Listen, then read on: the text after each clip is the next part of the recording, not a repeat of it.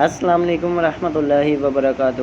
جی ناظرین، امید کرتا ہوں میرے تمام ویورز بہن بھائی سب خیریت سے ہوں گے۔ دعا ہے کہ اللہ پاک آپ سب کو خیریت عطا فرمائے۔ ناظرین، آج کی جو ویڈیو میں آپ کی پیش خدمت میں لے کر حاضر ہوا ہوں وہ بہت ہی زیادہ دلچسپ اور دنیا اور آخرت دونوں میں کامیابی حاصل کرنے والی ہے۔ دنیا میں تو بہت زیادہ کامیابی حاصل کرنے والی ہے۔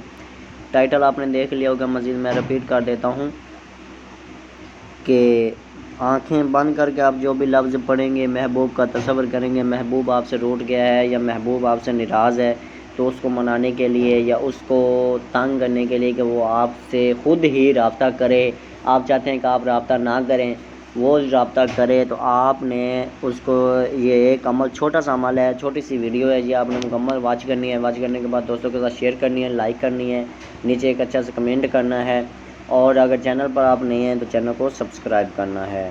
چلتے ہیں ویڈیو کی طرف۔ ناظرین، آپ نے کیا کرنا ہے، جس کسی کا بھی محبوب روٹھ گیا ہو، ناراض ہو، آپ چاہتے ہیں کہ میں اسے کال کروں گا نہیں، وہ خود مجھ سے رابطہ کرے، تو کیسے رابطہ کرانا ہے یہ میں آپ کو اس کا طریقہ کار بتا رہا ہوں۔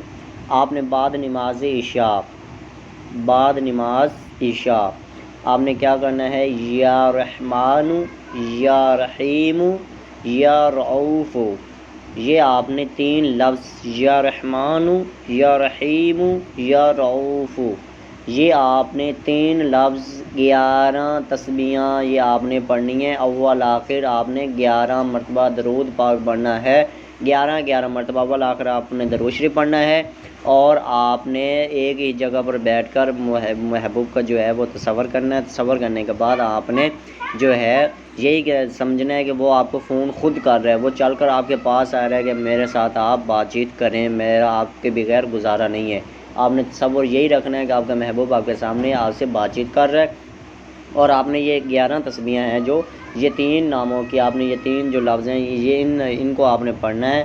پڑھنے کے بعد آپ نے خلوص دل کے ساتھ اللہ پاک سے دعا مانگنی ہے، انشاءاللہ تبارک و تعالیٰ آپ کو ضرور کامیابی ہوگی۔ امید کرتا ہوں ناظرین کہ آپ کو یہ ویڈیو اچھی لگی ہوگی، دوستوں کے ساتھ شیئر کر دینا، نیچے ایک اچھا سا میرے حوصلہ افزائی کے لیے ایک اچھا سا کمنٹ کر دیں، لائک کر دیں، دوستوں کے ساتھ شیئر کر دیں، تاکہ جو بھی اس مرض میں منتقل ہیں یا جو بھی اس مرض کا شکار ہیں وہ اس سے دور ہو جائیں۔ السلام علیکم۔